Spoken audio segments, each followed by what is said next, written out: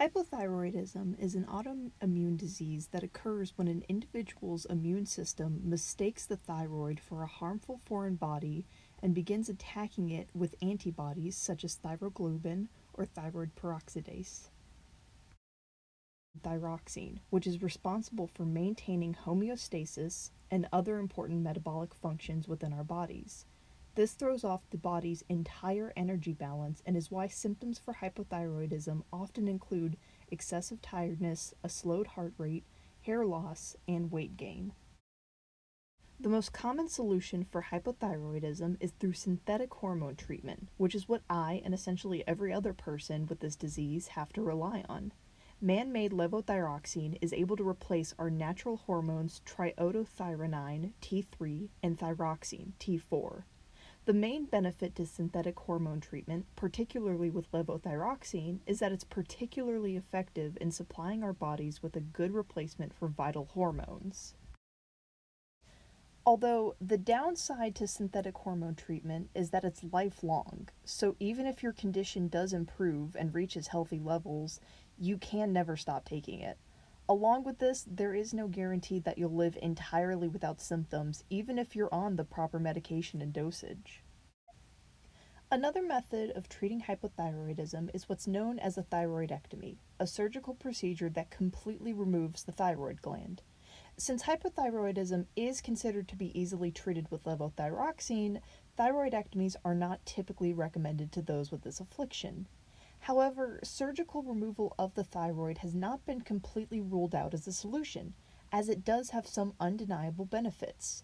One study found that compared to a control group who only took synthetic medication, patients who underwent a thyroidectomy along with taking levothyroxine began to experience less symptoms and were shown to have had a decreased amount of thyroid antibodies in their system.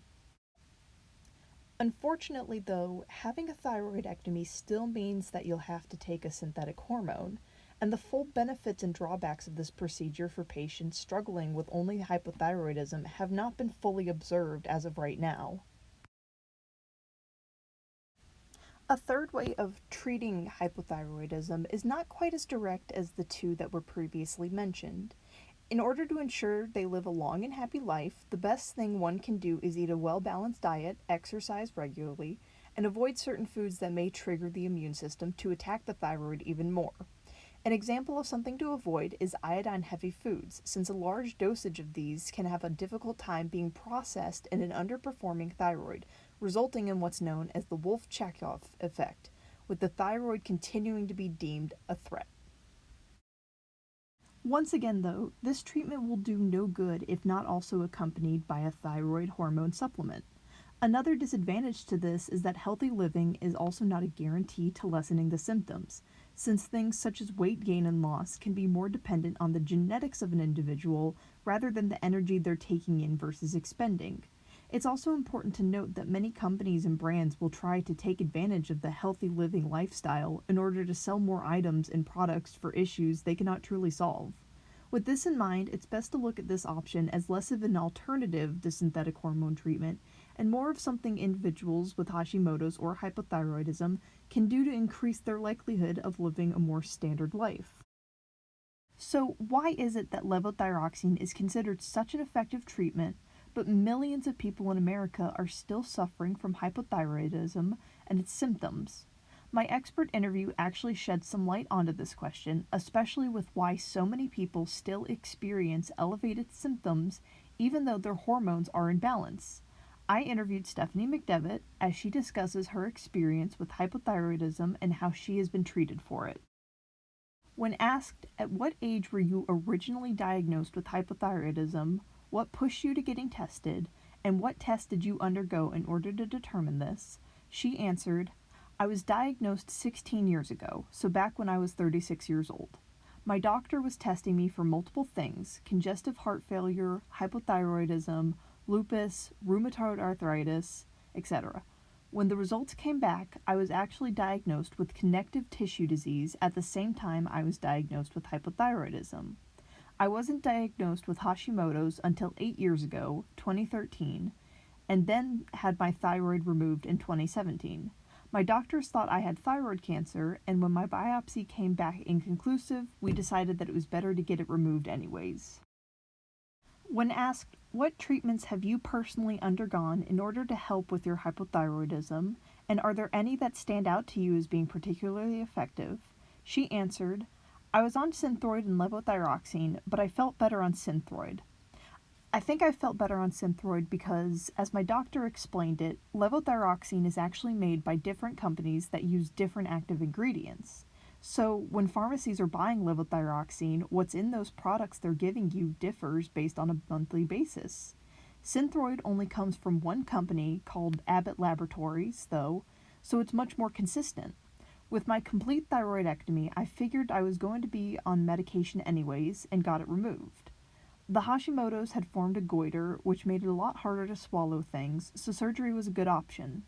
My hypothyroidism was unstable for 11 years. My medicine dose was constantly changing up until I was about 47 and found an endocrinologist who actually treated me for my symptoms instead of my blood levels.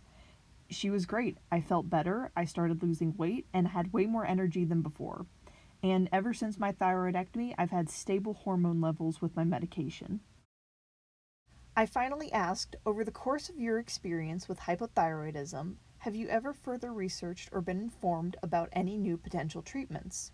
If so, which ones were you told about and which ones did you look into and why? She answered, I've only ever taken levothyroxine and Synthroid, but I've heard from some other people that they manage their hypothyroidism with Armour Thyroid. There's also Tirosint and Levoxyl, which are basically the same as levothyroxine. I never took them, but I did hear from someone I know that Tirosint works for them. From someone with first-hand experience, I was able to find out that levothyroxine is actually produced by different companies, and that the medication one receives can have different results based on the different active ingredients being used. I was honestly surprised to hear this, especially considering how my own endocrinologist never alerted me about this sort of thing, and why the symptoms of my hypothyroidism seemed better during some months and worse during others.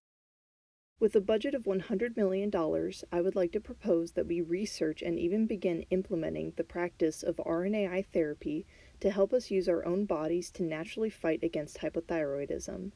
The use of RNAi is a relatively new technique that focuses on silencing genes that are ultimately the cause of various genetic diseases.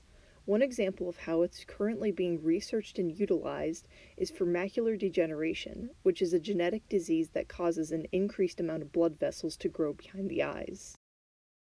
How it works is that ribosomes within our cells receive messages from mRNA in order to make proteins. When mRNA that appears to have a different chemical structure or shape from what is considered normal is added into one of these messages, RNAi comes in to stop the production of that particular protein that's being encoded.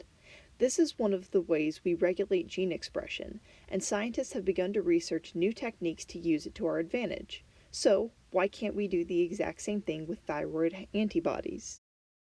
This solution has the potential to almost completely wipe out synthetic hormone treatments, because it would fix the production of our natural hormones rather than supplementing those suffering from hypothyroidism with new man-made ones. That way, there's not as high of a possibility for human error as there is with medication, because the patient is able to rely on their own bodily functions and can properly maintain homeostasis without any outside help once more. This should also mean that the symptoms of hypothyroidism and Hashimoto's disease would be seriously diminished and would differ from other current treatments in that regard. Ideally, this treatment could be delivered via injection, and the whole process would only need to be done twice in order to work, since our synthetic mRNA that codes for thyroid antibodies should be detected immediately, with a second trip making sure that there is little to no production of thyroglobulin and thyroid peroxidase. While it is possible that it could help with further regulating thyroid antibodies, those who have undergone a thyroidectomy would still have to rely on medication because they have no thyroid to produce the necessary hormones in the first place. On top of this, thyroglobin and thyroid peroxidase, although both antibodies, both ultimately serve different functions, and it's possible that those undergoing this treatment would need to receive a minimum of 4 dosages, 2 focusing on thyroglobulin and 2 focusing on thyroid peroxidase. Still, I feel that this is a worthy endeavor that should be further explored. because even though we have something that works now, who's to say we can't improve it?